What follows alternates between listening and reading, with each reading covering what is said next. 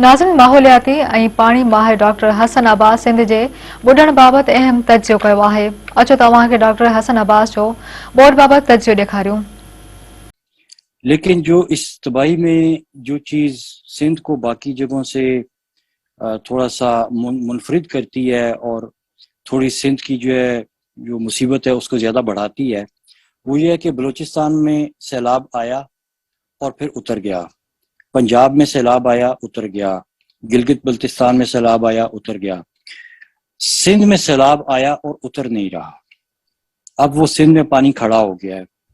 2010 में भी हमने ये चीज़ देखी थी कि सिंध में पानी जो है वो बहुत से ऐसे इलाके थे जिनमें 3-3, 4-4 महीने तक पानी खड़ा रहा। अब ये इतनी मिजरेबल सिचुएशन बन जाती है रहने वालों के लिए कि जिसने ऐसी सिचुएशन नहीं देखी वो इसका अंदाजा भी नहीं कर सकता कि ये कितनी बड़ी एक आफत है कि आपके पाँव के नीचे पानी खड़ा है, ना वो आगे जा रहा है ना पीछे जा रहा है। यानी मैं तो ये कहता हूँ कि इतनी ये मुश्किल जिंदगी बन जाती है कि आप चल फिर नहीं सकते, आप उठ बैठ नहीं सकते, आप टॉयलेट नहीं जा सकते, हर तरफ पानी पानी है। तो वो खवातीन और वो बच्चे जो इस सिचुएशन में हैं, बाकी मर्द ज़ात को तो आप छोड़ दें, वो तो कुछ ना कुछ कर लेते हैं, लेकिन खवातीन और बच्चे जो इस हालत में हैं, और फिर ऊपर से बीमारी, मच्छर, मलेरिया, डेंगू, हैजा, यानी इस मुसीबत को प्रोलॉन्ग होना 3 महीने के लिए, 4 महीने के लिए, ये बहुत बड़ी आफत है। और बहुत सी फलाई तंजीमें जो हैं काम कर रही हैं, लोगों तक खुराक पहुंचा रही हैं, दवाइयाँ पहुंचा रही हैं, अपनी अपनी इस्तिताअत के मुताबिक लोग काम कर रहे हैं, वॉलंटियर्स बढ़ चढ़ के आगे आ रहे हैं, लोग अपनी जेब से पैसा निकाल के दे रहे हैं, रिसोर्सेज दे रहे हैं। लेकिन क्या हमने हर दफ़ा यही काम करना है? क्या ये तरीका है फ्लड मैनेजमेंट का? हम 2010 में भी इसी तरह से हुआ कि फ्लड्स आए, हमने कशकोल उठाए और पूरी दुनिया में निकल खड़े हुए। बहुत से मुल्कों ने हमारी बहुत मदद की, उन्होंने देखा कि लोग मुसीबत में हैं, ह्यूमैनिटेरियन एड, ह्यूमैनिटेरियन असिस्टेंस हमें मिली। लेकिन हमने सीखा क्या 2010 के फ्लड से? हमने ये सीखा कि दोबारा जाके भीख कैसे मांगनी है। क्या ये फ्लड हमें कुछ नहीं और सिखा के गए? यानी देखिए, एक चीज है you are treating the symptoms, दूसरा you are treating the cause. देखिए, सिम्टम्स तो ये 2010 वाले फ्लड्स के दोबारा आ गए हैं। क्यों आ गए हैं? क्योंकि हमने पहले भी इन सिम्टम्स को ट्रीट किया। लेकिन यहाँ पे क्या होता है कि जब सैलाब शुरू हुए तो क्या हुआ जनाब, बड़े बड़े लोग हेलीकॉप्टर में बैठ के दौरे करने लगे, उनकी वीडियोज आई जनाब, ऊपर से उड़ते हुए लोगों को देख रहे हैं, फिर नीचे उतर गए हैं, फिर किसी बच्चे को उठा लिया, उसको गले लगा लिया है, किसी को आटे का थैला, किसी को घी का डिब्बा दे दिया है, तालियां बजी हैं, लो जी वापस आ गए। भाई, this is not how flood management is done. Flood management ये नहीं है। हमने सिंध की फ्लड मैनेजमेंट के बारे में सोचा ही नहीं है। वो आपका जो नेशनल कमीशन है, उसके पता नहीं नंबर 4 रिपोर्ट के पता नहीं क्या फोर्स फ्लड फाइटिंग प्लान इन्होंने जारी किया, बड़ी उस पे तालियां बजी कि जनाब बड़ा जबरदस्त डॉक्यूमेंट आ गया। वो किसने जारी किया था? कौन सी वजारत? फेडरल फ्लड कमीशन ने। अच्छा, फोर्थ पता नहीं फ्लड फाइटिंग प्लान करके कुछ डॉक्यूमेंट का नाम है, मेरे भी ज़हन से निकल रहा है, लेकिन फेडरल फ्लड कमीशन का वो डॉक्यूमेंट है, वो भी जारी हो गया। उसमें बड़ी बड़ी जो है वो साइंसें पेश कर दी गई कि जी ऐसे कर देंगे तो वैसे कर देंगे, तो ये कर देंगे वो कर देंगे। लेकिन जो एक बेसिक कॉज थी, जो सिंध में पानी खड़ा हो गया था, उसका तो हमने कुछ नहीं किया ना। उस फ्लड फाइटिंग प्लान में जिक्र है कि जी आइंदा पानी इस तरह से खड़ा होगा, तो हमने पहली बात है कि हमने उसको खड़े नहीं होने देना। अब ये क्या है कि जनाब वो फ्रांस ने हमें जो है वो 3000 लीटर पर मिनट की कैपेसिटी के पंप दे दिए। मैंने एक छोटी सी कैलकुलेशन की कि अगर आपके पास ये 100 पंप हो और जितना पानी सिंध में खड़ा है, अगर आप उसको निकालना शुरू करें इन पंप्स के साथ, तो आपको 250 साल चाहिए 100 पंप के साथ। जी, मतलब देखिए, सिंध पे तकरीबन कोई 80 मिलियन एकड़ फुट बारिश हुई है। جو سندھ میں ہوئی ہے, جو دریائے سندھ سے پانی نہیں آیا, یہ سندھ کے اوپر اتنی بارش ہوئی ہے اور یہ فلڈ کا, اگر میں کہوں کہ اس کا صرف 50% پانی بھی اس وقت سندھ کی زمینوں میں کھڑا ہے, تو وہ اتنے سے پمپ لگا کے آپ خود کیلکولیٹ کر لیں, وہ اگر 40 ملین ایکڑ فٹ پانی آپ نے نکالا ان پمپوں کے ساتھ تو 250 سال آپ کو چاہیے. یہ مزری جو ہے یہ آخر سندھ میں کیوں ہے, کیوں سندھ میں پانی کھڑا ہو گیا؟ اب اس کے لیے ہمیں تھوڑا سا ایک سٹیپ پیچھے جا کے تو تھوڑا سا سائنس کے بارے میں دیکھنا ہوگا کہ ہماری سائنس کیا کہتی ہے. یہ جو سندھ کے فلڈ پلینز ہیں, جو پنجاب کے فلڈ پلینز ہیں, یہ اسی دریائے سندھ نے بنائے ہیں, انہی موسموں نے بنائے ہیں, اسی مونسون نے بنائے ہیں, انہی بارشوں نے بنائے ہیں. یہ جو سسٹم ہے پانی کے آنے کا, کبھی زیادہ کبھی کم, کبھی بہت زیادہ کبھی بہت کم, یہ وہ سسٹم ہے جس نے اس پورے خطے کو بنایا ہے. اگر یہ سسٹم نہ ہوتا تو نہ یہاں پہ کوئی کھیتی باڑی ہوتی, نہ یہاں پہ کوئی شہر آباد ہوتا, نہ یہاں پہ کوئی سویلائزیشن ہوتی. پانی تو بناتا ہے, پانی تو ایک بنانے والی فورس ہے. اور جن علاقوں میں دنیا میں اور بھی بہت سے علاقے ہیں جن میں اس طرح سے سیلاب آتے ہیں, وہاں پہ لوگ کیا کرتے ہیں, وہاں پہ لوگ سیلاب کے انتظار میں ہوتے ہیں. وہ کہتے ہیں کہ فلڈ آئے گا تو ہم یہ کام کریں گے. اور یہ خطہ بھی کوئی مختلف نہیں تھا. یہاں پہ جب مونسون کا پانی آتا تھا تو پنجاب سے لے کے تو سندھ تک لوگ اپنے ہوڑے اور کشتیاں لے کے آتے تھے اور ان کی ٹریڈ ہوتی تھی. سندھ کا ڈیلٹا جو ہے اس میں چاول لگتا تھا, لوگ چاول کی کاشت کے لیے کشتیوں میں بیٹھ کے آتے تھے, چاول کٹتے تھے, ایکسپورٹ ہوتے تھے یہاں سے. اور وہ لوگ جو اوپر پنجاب سے آتے تھے چاول کاٹنے کے لیے, جو بیسیکلی مزدوری کے لیے آتے تھے, وہ اپنا حصہ لے کے کشتیوں میں واپس چلے جاتے تھے. اور یہ سیلاب کا پانی تھا جو ان کی کشتیاں چلاتا تھا. لوگ کہتے تھے کہ سیلاب آئے گا تو زمینیں زرخیز ہو جائیں گی, کنووں میں پانی واپس آ جائے گا, اچھی فصل ہوگی اگلے سال. اب ہم ہر سیلاب کو مصیبت کیوں سمجھتے ہیں؟ سیلاب تو بنانے کے لیے آتا ہے. یہ ادھر مصیبت کیسے بن گیا؟ ہم نے کیا کیا؟ ہمیں انگریز نے, وہ تو ایک کولونیل رولر تھا, وہ ایک ڈیولپمنٹ کا سو کالڈ ماڈل دے گیا ہمیں کہ جناب بس دریا میں سے پانی نکالتے جاؤ اور نہریں بنا بنا کے تو اریگیشن کالونیاں بناتے جاؤ. اریگیشن کالونیاں بنا دیں. اس کے زمانے میں تقریباً ساری کالونیاں پنجاب میں بنی. اب کیا ہوا کہ پنجاب میں جب کالونیاں بن گئیں تو ہر دفعہ پنجاب میں کالونی بنتی تھی اس کے لیے پانی دریا سے نکلتا تھا تو سندھ میں پانی کم ہوتا تھا اور سندھ کے لوگوں کو نظر آتا تھا. 1856 سے لے کے میرے خیال میں ابھی تک سندھ ان تمام سکیموں پہ اعتراض اٹھا چکا تھا جو کہ سائنٹیفکلی بالکل درست تھے, اور ان درست سائنٹیفک اعتراضات کو سیاسی رنگ دے کے ہمیشہ جو ہے ان کو ڈائلیوٹ کرنے کی کوشش کی گئی, جو کہ ابھی بھی کی جاتی ہے. ہم ابھی تک اس کالونیل ماڈل سے نہیں نکلے کہ لوور رائپیرین جب اپنا حق مانگے تو اس کو کہو تم تو سیاسی ہو. تو ہم نے اس چیز کو, اس کاز کو دیکھا ہی نہیں جس کی وجہ سے آج پانی کھڑا ہے سندھ میں. پھر جس وقت سندھ نے زیادہ شور کیا تو انہوں نے سندھ کو رشوت کے طور پہ یہ کہا کہ جی جس طرح سے ہم پنجاب میں کالونیاں بنا رہے ہیں ہم آپ کے لیے بھی کالونی بنا دیں گے, آپ کے لیے بھی ایک بیراج بنا دیں گے. اور سکھر بیراج جو ہے وہ مارز وجود میں آیا. جبکہ اس سے پہلے جب کیونکہ یہ سیاست تو بعد میں آئی نا, سیاست سے پہلے سائنٹیفک سٹڈیز بھی ہوئیں, تو اس وقت اگر آپ پرانے برٹش میموائرز اٹھا کے دیکھیں تو انہوں نے لکھا کہ بھئی ہم سندھ میں اس لیے اس طرح کی سکیمز نہیں بنا رہے کیونکہ سندھ میں اس طرح کی سکیمز جو ہیں ان کی ضرورت بھی نہیں ہے اور وہ فیزیبل بھی نہیں. اب یہ جو چیز ہے کہ نہ ان کی ضرورت ہے نہ وہ فیزیبل ہے, تو یہ مسئلہ انہوں نے اس کی سائنٹیفک ریزن انہوں نے کیا دی؟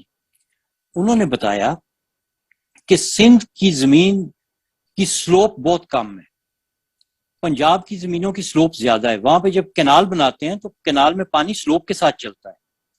سندھ میں سلوپ بہت کم ہے, اس لیے ادھر اگر کینال بنائی جائے تو اس میں پانی بہت مشکل سے چلے گا. دوسرا انہوں نے کہا کہ آپ کے دریا میں ہر وقت پانی چلتا ہے اور آپ کو اس طرح کی اریگیشن سکیم کی اس لیے بھی ضرورت نہیں ہے کیونکہ دریائے سندھ میں گرمیوں اور سردیوں کا فلو ہمیشہ ہوتا ہے اور سندھ میں ڈرائی ایئر اور ویٹ ایئر کا کوئی کانسیپٹ نہیں ہے.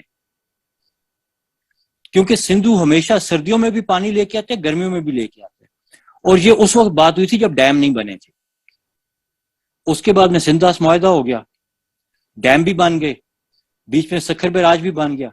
سکھر بیراج میں کچھ لوگوں کو اس کا ڈائریکٹ فائدہ ہوا, جو اس کے ڈائریکٹ بینیفیشریز تھے. وہ جو ڈائریکٹ بینیفیشریز تھے اب ان کی زبان کچھ اور ہو گئی اور باقی سندھیوں کی زبان, تو پہلی دفعہ سندھ کے لوگوں میں تفریق پیدا ہوئی. وہ لوگ جو لوئر ریپیرین کی حیثیت سے بات کر رہے تھے, اور وہ لوگ جو سکھر بیراج کی نکالی ہوئی نہروں سے فائدہ اٹھا رہے تھے. اور پھر اس میں وہ وفاداریاں بھی خریدی گئیں, مربے بانٹے گئے, جاگیرداری نظام اور وڈیرا سسٹم جو ہے وہ اس کو مستحکم کیا گیا, کیونکہ وہ تو کولونیل رولر تھا, اس کو تو ڈیوائڈ اینڈ رول پالیسی چاہیے تھی. پھر جب انگریز نے بھاکرا ڈیم کی بات کی کہ جی ہم نے بھاکرا ڈیم بنانا ہے, تو اس وقت سندھ نے آبجیکشن شروع کی. یہ 1901 سے آنورڈز بھاکرا ڈیم کی باتیں ہو رہی تھیں.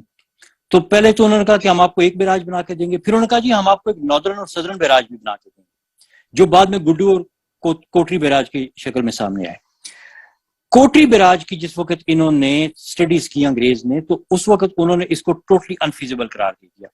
انہوں نے کہا کہ کوٹری میں جب آپ پہنچتے ہیں تو وہاں پہ جا کے سندھ کے ڈیلٹا کے اور اس کے اوپر کے علاقے کی زمینیں اتنی ہموار اور اتنی کم سلوپ ہے کہ وہاں پہ اس قسم کی کینال بنانا انتہائی انفیزیبل ہوگا. واٹر ٹیبل ہائی ہے, واٹر لاگنگ اور سیلنٹی بہت زیادہ ہو جائے گی, اس لیے یہ بیراج نہ بنایا جائے, اور یہ پروجیکٹ ٹیکنیکلی انفیزیبل قرار دے دیا گیا تھا. پھر 1947 کے بعد ہم آزاد ہو گئے, تو ہم نے سب سے پہلا کام کیا کہ ورلڈ بینک سے قرضہ پکڑا اور کوٹری بیراج بنانا شروع کر دیا. پلی ہم نے یہ لی کہ جی یہ ہم مہاجروں کو آباد کریں گے. وہاں پہ آباد کون ہوا مجھے نہیں پتا, لیکن پلی یہ لی گئی کہ جی یہ اس کا ڈیزائن ہوا تو ہم اس کو بنا دیتے ہیں. اب پرابلم یہاں پہ شروع ہوتی ہے کہ سندھ کی جو اتنی ہموار اور وسیع زمین تھی, جس کے اوپر پانی اگر کھڑا ہو جائے تو وہ چلے گا نہیں, لیکن قدرت نے پھر بھی ایک طریقہ بنایا ہوا تھا. گو کہ اس کی سلوپ بہت کم ہے, یہ 10 کلومیٹر میں 1 میٹر کی آپ کی ایلیویشن کا ڈفرنس ہے, یعنی 1:10,000 کی سلوپ ہے آپ کی. انجینئرز اس چیز کو بہتر سمجھیں گے کہ یہ کتنی کم سلوپ ہے.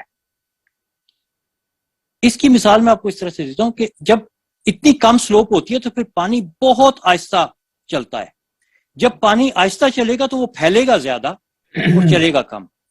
اب سندھ میں جو پانی آیا ہے بارشوں کا وہ پھیل گیا ہے کیونکہ سطح ہموار ہے, لیکن یہ جو کم ترین سلوپ بھی جو ہے, اس سلوپ کے 2 رخ تھے, یا یہ سمندر کی طرف جاتی تھی یا یہ دریا کی طرف جاتی تھی.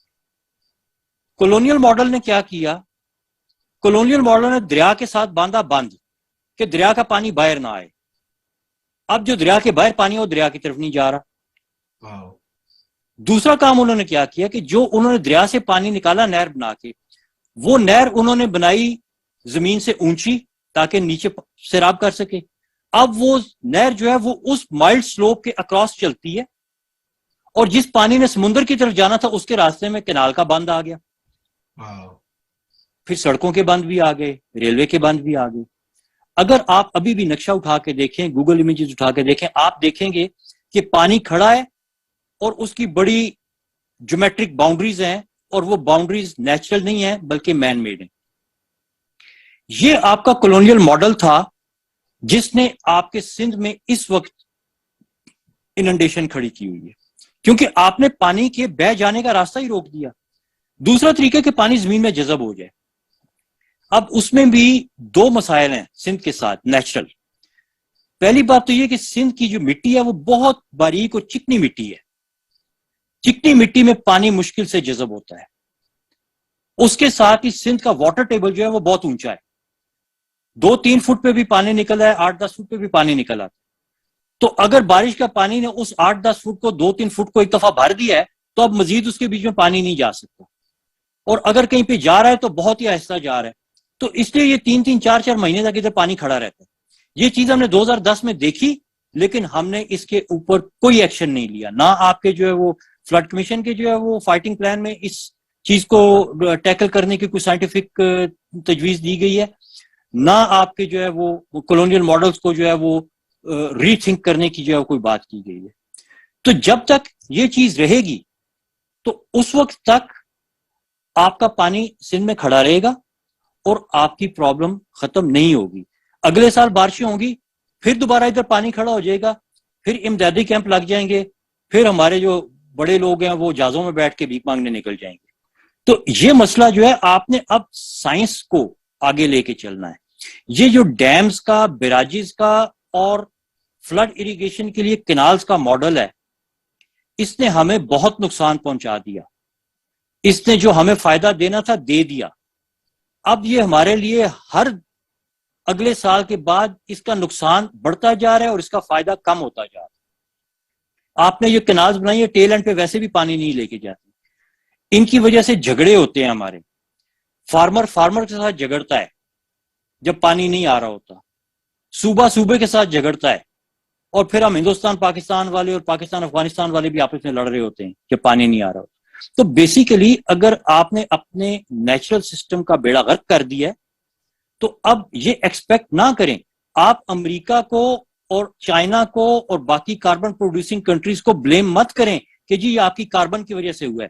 سندھ میں پانی امریکہ کی کاربن پروڈکشن کی وجہ سے نہیں کھڑا, سندھ میں پانی ہمارے کولونیل ماڈلز کی وجہ سے کھڑا ہے, جن کو ہم نے کولونیلز کے جانے کے بعد بھی مزید بڑھایا. ہم نے سکھر بیراج کے بعد کوٹلی اور گدو بھی بنا دیے. ہم نے جو سندھ کی ٹریڈیشنل وزڈم تھی, ہم نے اس کو ایک طرف پھینک دیا اور ہم نے کہا کہ نہیں, وہ جو انگلینڈ سے آیا ہے اس کو سندھ کے بارے میں زیادہ پتا ہے, اور جو سندھ میں رہتے ہیں اس کو کچھ نہیں پتا. ابھی وہ دوسرے صاحب, میرے جمیل صاحب سے وہ بات کر رہے تھے کہ سندھ کے لوگ بہت انٹلیکچوئل ہیں, اور میں اس چیز کا گواہ ہوں. میں سندھ میں گیا ہوں, وہ کتابوں کی بات کر رہے تھے. ہمارے دوست ہیں عبداللہ جت صاحب, وہ ایک ٹوٹی ہوئی جھونپڑی میں ان کے پاس ان کو ملنے کے لیے گیا, تو اس میں ان کے گھر میں نے پوری لائبریری دیکھی. اس میں انہوں نے مجھے وہ نقشے نکال کے دکھائے جو تلوکے تھے, اور اب سمندر کے بیچ میں 40 کلومیٹر ان کے اوپر سمندر آ گیا. تو واقعی عبداللہ جت صاحب نے کتابیں بھی لکھی ہیں جو UNDP نے اردو میں پبلش کی ہیں, ترجمہ کر کے, انگریزی میں ترجمہ کر کے پبلش کی ہیں. یعنی اس لیول کے لوگ ہیں جو عام سندھی لوگ ہیں. المنظر ہے وہاں پہ ایک دفعہ میں گیا, وہاں پہ جو وہاں کے لوکل ہیں جن کا کہیں پہ ادب شدب میں نام شام مطلب ہے کہ جو ہونا چاہیے اس طرح کا نہیں ہے, وہ لوگ شاعری کرتے ہیں, وہ لوگ گنگناتے ہیں. آپ دیکھیں سندھ میں رلی ہے, رلی کا آرٹ ہے, اجرک از آرٹ. سندھ میں تو آپ ایک جو چارپائی کا پاوا بناتے ہیں اس کے اوپر بھی آرٹ ہوتا ہے. تو یہ تو اتنے آرٹسٹک اور انٹلیکچوئل لوگ ہیں, آپ نے کس طرح سے ان لوگوں کو تباہ کر دی ہے. یہ کولونیل ماڈل ہیں جن کو تباہ کر کے گئے ہیں, اور پھر بجائے کہ ہم ان کولونیل ماڈلز کو بتدریج ختم کرتے, ہم انہی کو آگے لے کے نہ صرف 1947 کے بعد چلے ہیں, بلکہ ابھی بھی ہمارے جو ڈیسیژن میکرز ہیں وہ انہی ماڈلز کو آگے بڑھانے کی بات کر رہے ہیں اور فیوچر کا نہیں سوچ رہے.